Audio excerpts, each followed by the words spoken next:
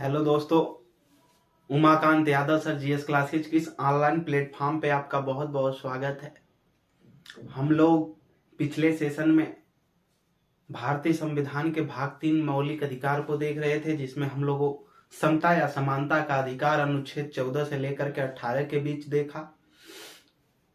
आज के सेशन में हम लोग स्वतंत्रता का अधिकार देखेंगे कि जो हमारे संविधान में स्वतंत्रता की आज़ादी दी गई है, ठीक स्वतंत्र प्रकार से कहीं आने जाने की, कहीं घूमने की, बिजनेस करने की, इन सारी चीजों की जो स्वतंत्रता के अधिकार दिए गए हैं हमको अनुच्छेद 19 से लेकर के 22 तक, आज उसी में हम स्वतंत्रता अधिकार के एक आर्टिकल को देखेंगे, जिसको अनुच्छेद 19 के बारे में, ठीक, जिसमें हमारे संविधान में पहले 7 प्रकार की स्वतंत्रताएं दी गई थी, जिसमें से एक हटा दिया गया है। अब 6 प्रकार की स्वतंत्रता का अधिकार है हमें, ठीक। इसमें हम लोग देखेंगे अनुच्छेद 19 में जो 6 प्रकार की स्वतंत्रताएं दी गई हैं, कौन कौन सी हैं, हम लोग एक एक करके देखेंगे। चलिए, तो भाग 3 मौलिक अधिकार, स्वतंत्रता का अधिकार, आर्टिकल 19 to 22 तक, ठीक। इसमें लिखेंगे अनुच्छेद 19, आर्टिकल 19, अनुच्छेद 19।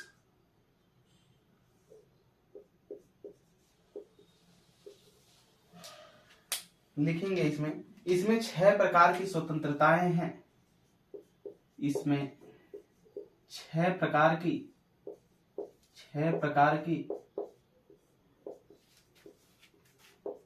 स्वतंत्रताएं हैं,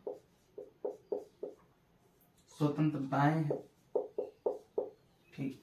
और इन स्वतंत्रताओं पर हमारे भारतीय संविधान में सीमा भी है। अगर स्वतंत्रता दी गई है तो इतना भी स्वतंत्रता नहीं दी गई है कि आप उस स्वतंत्रता से और किसी की भी स्वतंत्रता भंग कर दें, ठीक। इसलिए इस पे सीमाएं भी निर्धारित की गई हैं। तो इसमें हम लोग देखेंगे एक एक स्वतंत्रता के बारे में। लिखेंगे आर्टिकल 19, कौन कौन से हैं? आर्टिकल 19 क्लाज फर्स्ट सब क्लाज ए, ठीक। आर्टिकल 19 क्लाज फर्स्ट सब क्लाज ए, यानी अनुच्छेद 19 का खंड 1 का उपखंड ए, ठीक।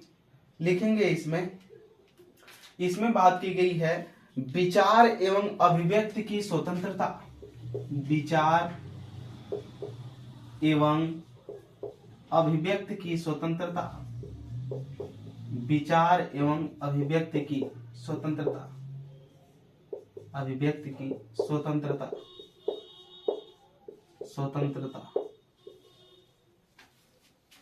ठीक। विचार एवं अभिव्यक्ति की स्वतंत्रता। यहां पर जो शब्द है विचार, आपके जो विचार हैं, ठीक, और अभिव्यक्ति, आपके विचारों को व्यक्त करने के लिए, प्रकट करने के लिए, सबके सामने बोलने के लिए अभिव्यक्ति की जो स्वतंत्रता मिली है, अनुच्छेद 19 के क्लास फर्स्ट सब क्लास ए में दी गई है। लेकिन इस पे बाध्यता है हमारे संविधान में लगभग 8 तरीके से कि आप भारत की संप्रभुता और अखंडता जो है, संप्रभुता क्या होता है, सारी चीजें हम लोग पिछले प्रस्तावना में चर्चा कर चुके हैं। संप्रभुता क्या है, अखंडता क्या है, जो लोग नहीं देखे वो भारतीय संविधान के स्टार्टिंग की क्लास देख करके आए, ठीक। तो भारत की जो संप्रभुता और अखंडता है उसको बनाए रखना है। ऐसी भी स्वतंत्रता है, नहीं कि आपकी इतनी स्वतंत्रता है कि आप भारत की संप्रभुता को भी नष्ट कर दें। भारत की जो अखंडता है, भाईचारे के सबके अंदर भावना है, देश प्रेम की जो भावना है, आप उसको खंडित कर दें, ऐसी स्वतंत्रता नहीं दी गई है। इस पे बाध्यता भी है। आपकी स्वतंत्रता लिमिट में है कि भारत की एकता और अखंडता को कोई भी प्रभाव न पड़े। एक तरीके की ये सीमा है। दूसरी सीमा ये है राज्य की सुरक्षा, यानी आपकी स्वतंत्रता ऐसी नहीं है कि जो राज्य की सुरक्षा है आप उसी को भंग करने में लग गए, ठीक, आप उसको नुकसान पहुंचा रहे हैं।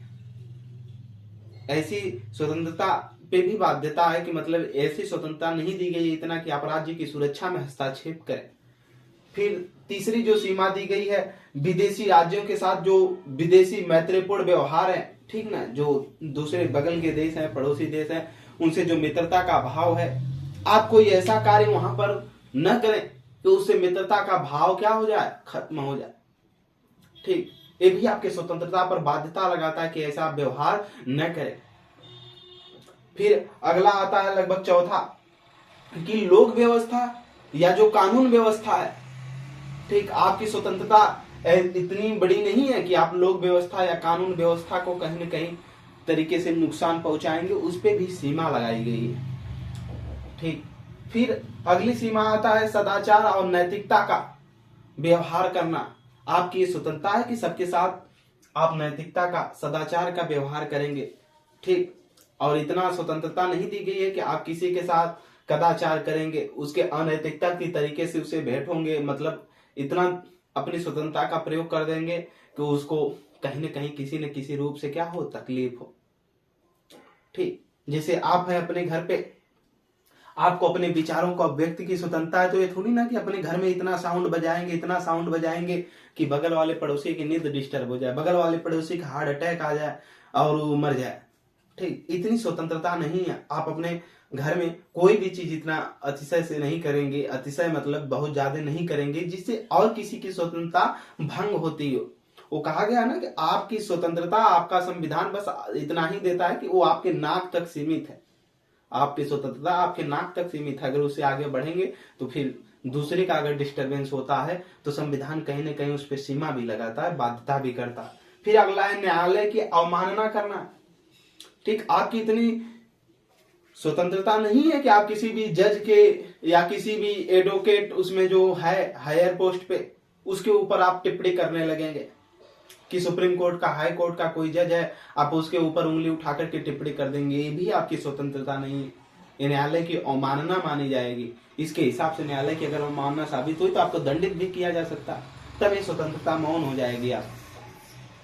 ठीक, इसके बाद मान हानि का या रक्षा का, आप किसी को कुछ भी नहीं बोल सकते।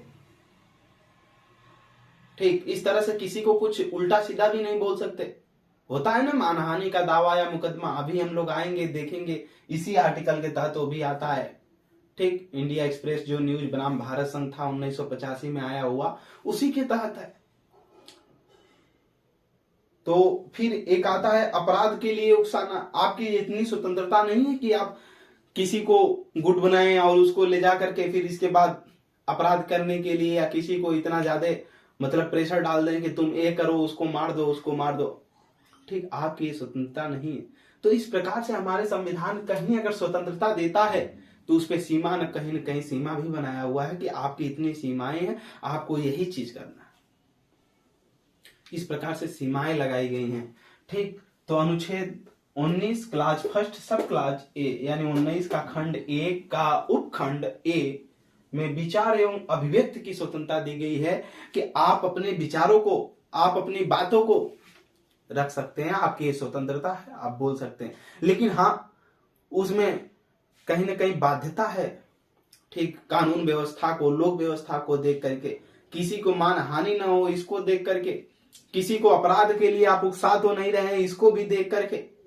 ठीक, ये सारी चीजों को, किसी पे आप न्यायालय की अवमानना तो नहीं कर रहे हैं। न्यायालय कोई बात कह दिया कि कल से कोई भी व्यक्ति अगर 6 बजे के बाद रोड पे टहलता हुआ पाया गया, ठीक, तो वो दंडनीय अपराध है। और आप 6 बजे के बाद कई बच्चों को लेकर के उनको कह रहे हैं टहलने के लिए, तो आप न्यायालय की अवमानना कर रहे हैं। ठीक, ऐसे समय में आपको आपकी स्वतंत्रता से क्या किया जाएगा? तब आप इस समय नहीं कह सकते कि हमारी स्वतंत्रता है। ठीक, और किसी को ऐसा आप नहीं बोलेंगे कि मानहानि हो। तो इस प्रकार की स्वतंत्रताएं दी गई हैं और इस पर बाध्यताएं भी है। ठीक, नहीं तो स्वतंत्रता अगर अधिक हो जाएगी तो हर लोग कहेंगे कि हमारी स्वतंत्रता हम कर सकते हैं। कहते हैं ना लोग कि हम भारत के स्वतंत्र नागरिक हैं, कहीं भी आ जा सकते हैं, लेकिन नहीं आ जा सकते ना। जहां जनहित है वहीं पर आपको जाना है और अन्यथा नहीं जाना है। ठीक, आप SC ST जो ST निवास कर रही हैं जंगलों में, जनजातियां, आप उनके यहाँ जबरदस्ती चले जाएंगे? ऐसे नहीं चले जाएंगे। जहां जनहित है वहीं जाना आना है। चलिए अगला इसमें आर्टिकल देखते हैं हम लोग। Article 19 first class B. ठीक, देखेंगे इसमें शांतिपूर्ण शांतिपूर्ण शांतिपूर्ण शांतिपूर्ण और शस्त्र रहित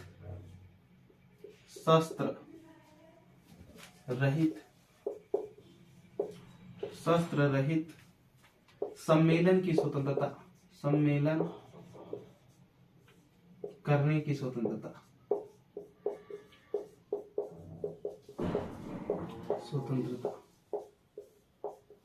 यानी आपको शांतिपूर्ण तरीके से शस्त्र रहित, शस्त्र और अस्त्र, शस्त्र का जो हाथ में पकड़ करके चलाए जाते हैं, अस्त्र जो चला करके मारे जाते हैं, जैसे वो होता है ना गोले का जो दांत से खींच करके ग्रेनेड, ठीक, वो सब अस्त्र में आएंगे, शस्त्र जो हाथ में पकड़ कर चलाया जाता है। तो आपको शांतिपूर्ण और शस्त्र रहित सम्मेलन करने की क्या देता है हमारा संविधान? स्वतंत्रता देता है।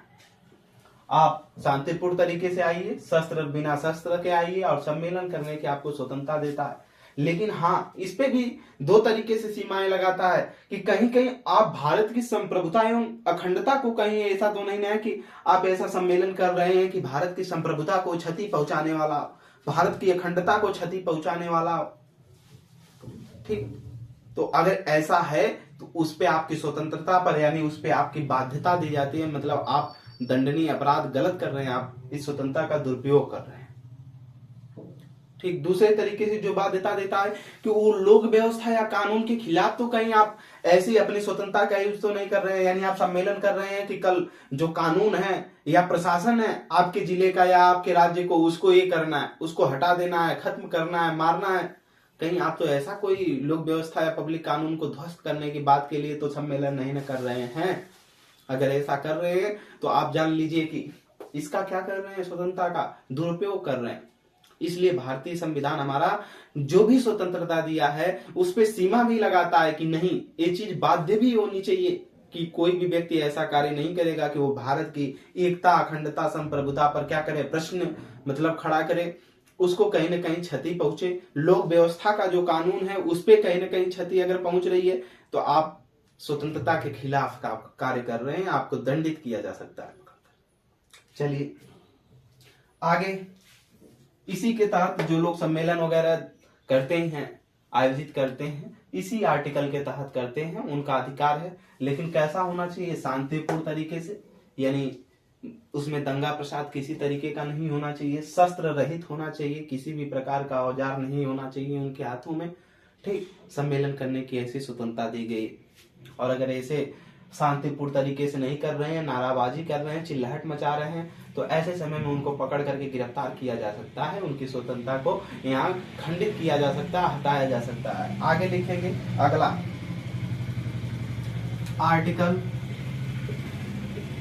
आर्टिकल 19 एक क्लास सी, क्लास फर्स्ट सब क्लास सी।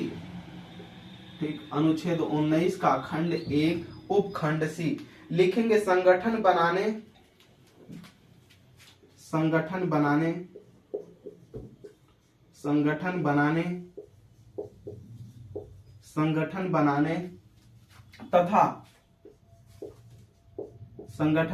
तथा सहकारी संस्था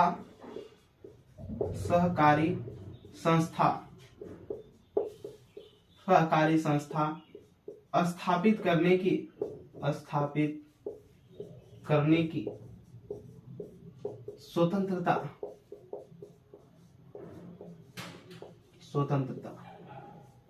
ठीक, इसको 97वां संविधान संशोधन 2005 के द्वारा भी जोड़ा गया था।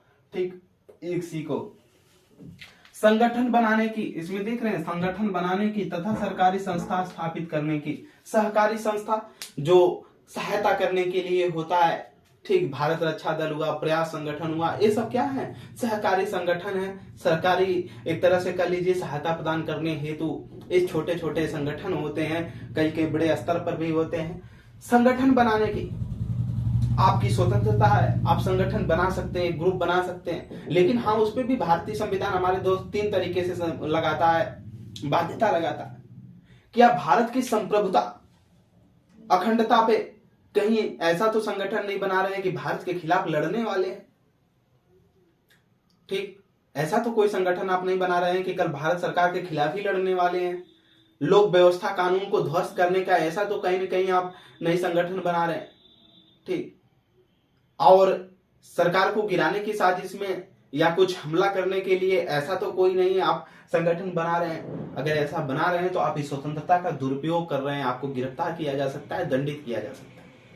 तो इसलिए इस पे भी बाध्यता है कि आप कोई भी ऐसा संगठन नहीं बनाएंगे जो भारत की संप्रभुता, एकता और अखंडता को खंडित करता हो, ठीक, लोक व्यवस्था को ध्वस्त करने के प्रयास में हो, ठीक, कहीं ना कहीं विदेशों के संबंधों को खराब करने की स्वतंत्रता हो। मतलब आप कहीं कुछ भारत में गलत करने के लिए कोई ऐसा संगठन ग्रुप नहीं बना रहे हैं कि कल दूसरे जगह कहीं बम गिराना है। ठीक, अगर ऐसा करते हुए पाए जाते हैं, ऐसा संगठन आपका पाया जाता है कि जो जनहित के दुरुपयोग में है, ठीक, लोक व्यवस्था को ध्वस्त करने के दुरुपयोग मतलब है, लोक व्यवस्था को ध्वस्त करने के लिए है, ठीक, भारत की एकता अखंडता को खंडित करने के लिए है, तो ऐसे समय में आपको गिरफ्तार किया जा सकता है। ठीक, आप संगठन बनाइए, शांतिपूर्वक सम्मेलन करिए, हर चीज करिए, आपको स्वतंत्रता, कोई भी संगठन आप बना सकते हैं, लेकिन हाँ वो कहीं भारत के एकता अखंडता, संविधान के, उसके गरिमा के, उसके सम्मान के अगर खिलाफ जाता है तो आपके संगठन को तोड़ा जा सकता है। ठीक, आपको गिरफ्तार भी किया जा सकता है, दंडित किया जा सकता है। आगे देखेंगे अगला आर्टिकल, आर्टिकल 19 क्लास फर्स्ट सब क्लास डी, सब क्लास डी लिखेंगे। भारत में कहीं भी आवागमन की स्वतंत्रता, भारत में कहीं भी आवागमन की स्वतंत्रता, आवागमन की स्वतंत्रता,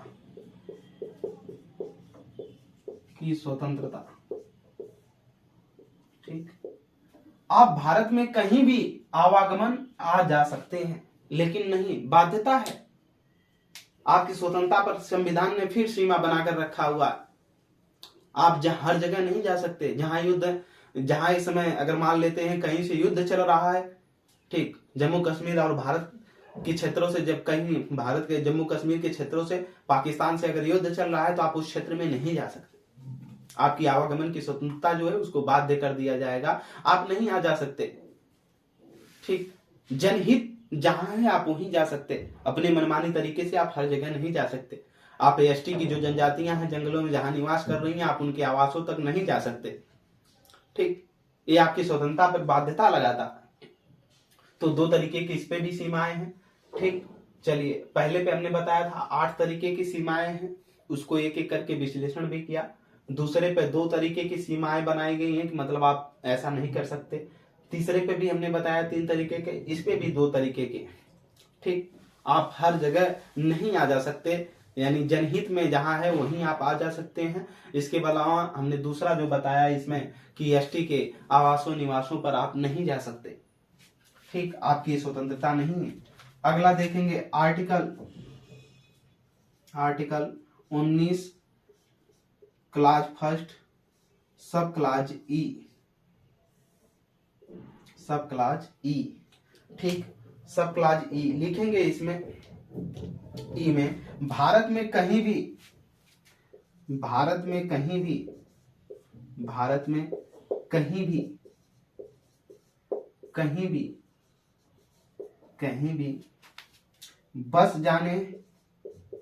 बस जाने एवं निवास करने की स्वतंत्रता, निवास करने की स्वतंत्रता।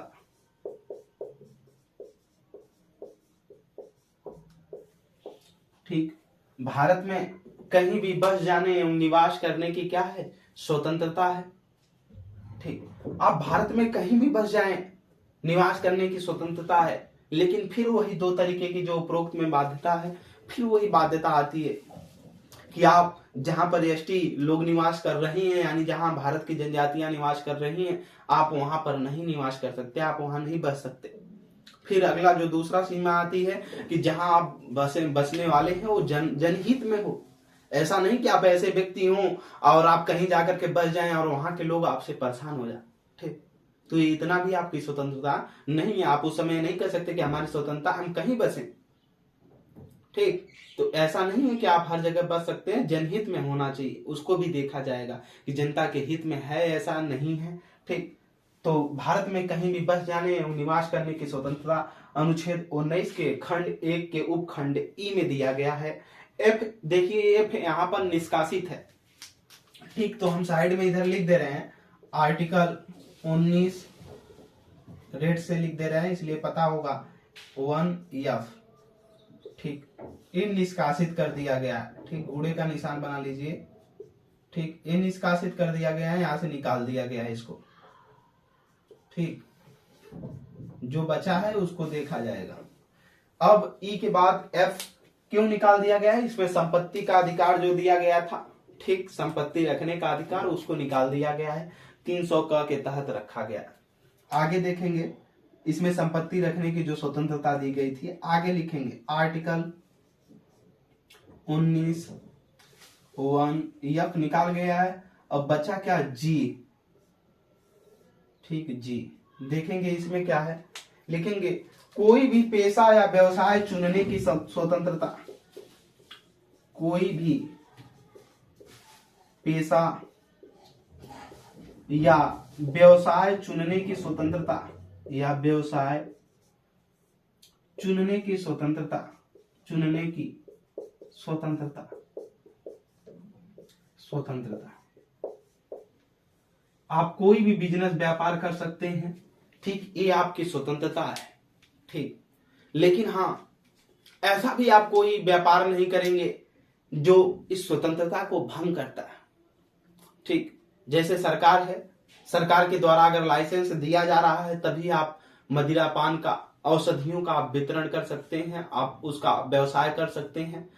आप सरकार के इतनी भी स्वतंत्रता नहीं है कि आप अफीम बिना लाइसेंस के, सरकार के, ठीक, बिना सरकार के एकाधिकार के अलावा आप अफीम की खेती करने लगे, अफीम को बेचने लगे। ठीक, ऐसा करना दंडनीय अपराध माना जाएगा। यानी आप स्वतंत्रता की अपने क्या कर रहे हैं? उल्लंघन कर रहे हैं। ऐसे समय में आपको पकड़कर दंडित किया जा सकता है। ठीक, कोई अवैध ऐसा कार्य या व्यवसाय, पेशा नहीं करना है जिससे ये स्वतंत्रता क्या होती है, वो भंग करती। तो इसीलिए जो लोग अफीम वगैरह बेचते हुए या गांजा भांग चरस बेचते हुए पकड़े जाते हैं तो दंडित किए जाते हैं। जिनके पास लाइसेंस होता है उनको नहीं दंडित किया जाता है। तो भारत मतलब राज्य का, यानी भारत सरकार के या राज्य सरकार की तरफ से एकाधिकार प्राप्त होना चाहिए, तभी आप ऐसा व्यवसाय कर सकते हैं। अगर ऐसा नहीं है तो आप अपनी स्वतंत्रता का क्या कर रहे हैं? उल्लंघन कर रहे हैं। आप ऐसा करेंगे कि जो जनहित में, ठीक, जो कहीं ना कहीं किसी तरीके की दुर्व्यवस्था न फैलाता। ठीक, आप अफीम बेच रहे हैं, आपके पास एक अधिकार नहीं है, तो इसका मतलब आप दुर्व्यवस्था फैला रहे हैं। ठीक, आप शराब बेच रहे हैं, आप उसके क्या कर रहे हैं? गलत कार्य कर रहे हैं समाज में। आपके पास लाइसेंस नहीं है लेकिन आप शराब बेच रहे हैं। अब नकली शराब है, कैसी शराब है, अगर कुछ लोग पी लिए मर गए या कोई किसी का पूरा परिवार खत्म हो गया उसी की वजह से, तो आप एक गलत कर रहे हैं। ठीक, आपकी स्वतंत्रता नहीं है कि संविधान स्वतंत्रता दे दिया है कि आप कोई भी व्यवसाय या पेशा स्टार्ट कर देंगे। नहीं, आप बम बना रहे हैं, ऐसा न बनाए कि मतलब कि कहीं नुकसान करे, घातक हो या कुछ भी हो जाए उससे। चलिए, तो ये रही 1 2 3 4 5 6, हमने यहाँ लिखा, इसमें 6 प्रकार की स्वतंत्रताएं हैं। 6 प्रकार की स्वतंत्रताओं को भी हमने बताया, सब पे क्या क्या बाध्यता या सीमा लगाई है, हमारा संविधान क्या लगाया है उसको भी हमने समझाया।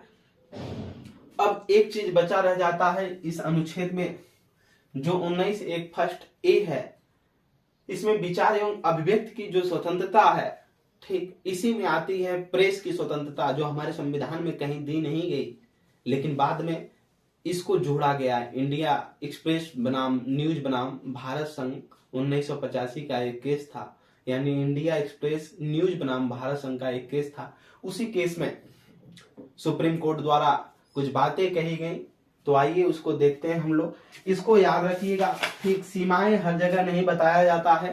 ठीक, आप जो है इसको समझ करके याद रखेंगे। कहीं कोई दिक्कत परेशानी होती है कमेंट सेक्शन में बताएंगे, और अगर समझ में आ रही है बातें विस्तृत तो हम बताने की पूरी कोशिश कर रहे हैं। समझ में आ रहा है तो इससे अच्छा और कुछ नहीं हो सकता। और कोई भी चीज है समझने से ही आएगा, उसको रटने से कुछ नहीं आएगा। अगर आप एक बार इसको समझ लेंगे एक एक पॉइंट करके, एक एक बिंदु करके, तो आपको आज पढ़े होंगे तो इसमें पता हो गया होगा कि बिजनेस करना है तो कैसे करना है, सम्मेलन करना है तो कैसे करना है। ठीक, इससे क्या होगा, जागरूकता बढ़ती है, अपने लोगों को भी बता सकते हैं। अब आप जान गए कि ये चीज करना है, ऐसे करना है, तो ये आप अपने लोगों तक भी बात पहुंचा सकते हैं। ठीक, तो चलिए इसमें देखते हैं क्या है। अनुच्छेद 19 खंड 1 ए। ठीक, इसमें एक केस आया, लिखेंगे इंडियन एक्सप्रेस, इंडियन एक्सप्रेस,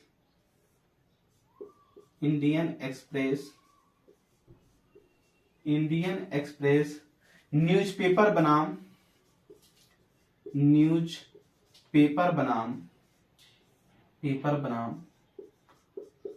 बनाम को ही वर्सेज बोलते हैं, वर्सेज भारत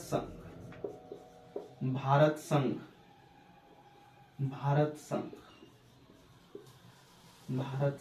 ठीक, 1985। इंडियन एक्सप्रेस न्यूज़पेपर बनाम भारत संघ 1985। थोड़ा सा इसके पहले आप कहीं हेडिंग डाल लेंगे, प्रेस की स्वतंत्रता। ठीक, प्रेस की स्वतंत्रता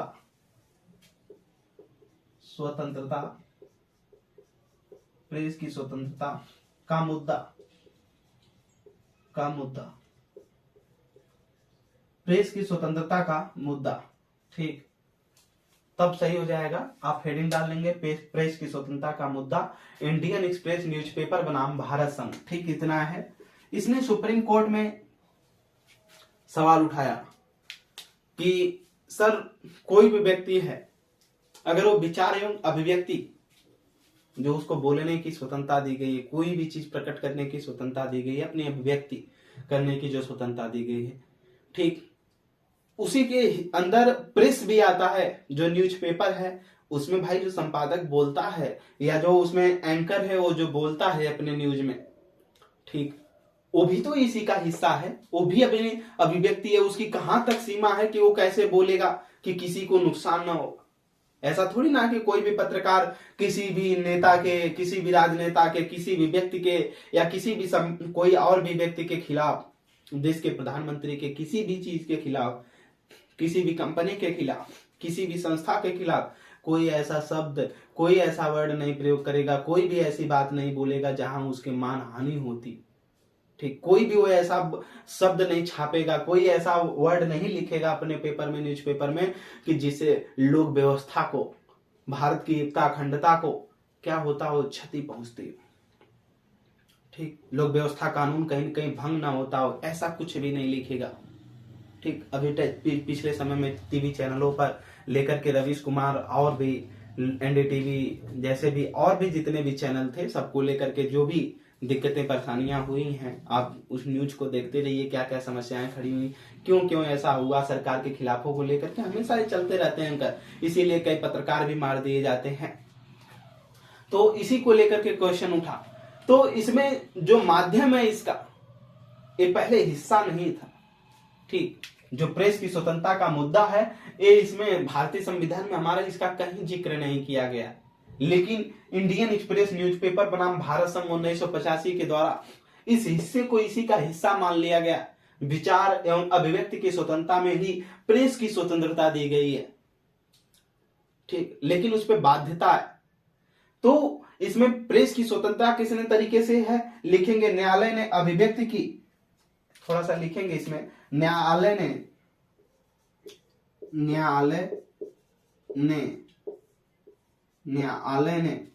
लिखेंगे न्यायालय ने अभिव्यक्ति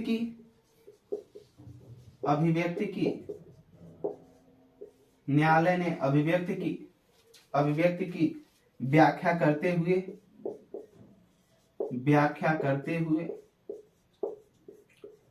करते हुए इसके तीन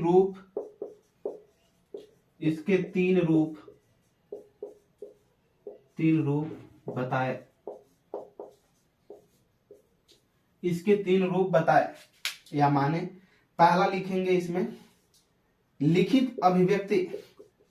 लिखित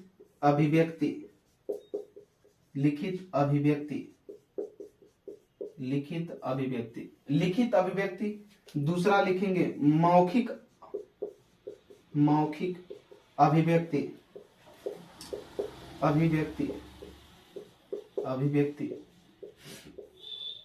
और तीसरा लिखेंगे हाव भाव के द्वारा अभिव्यक्ति।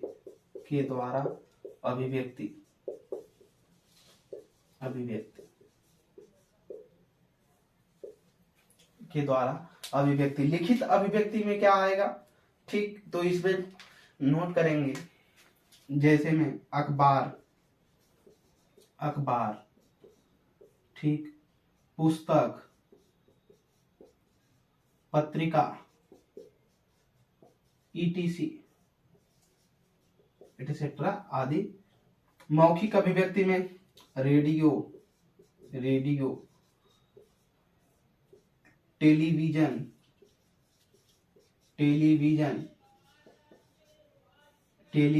etc, ठीक। और हाव भाव में नाटक, ठीक, मूवी, etc।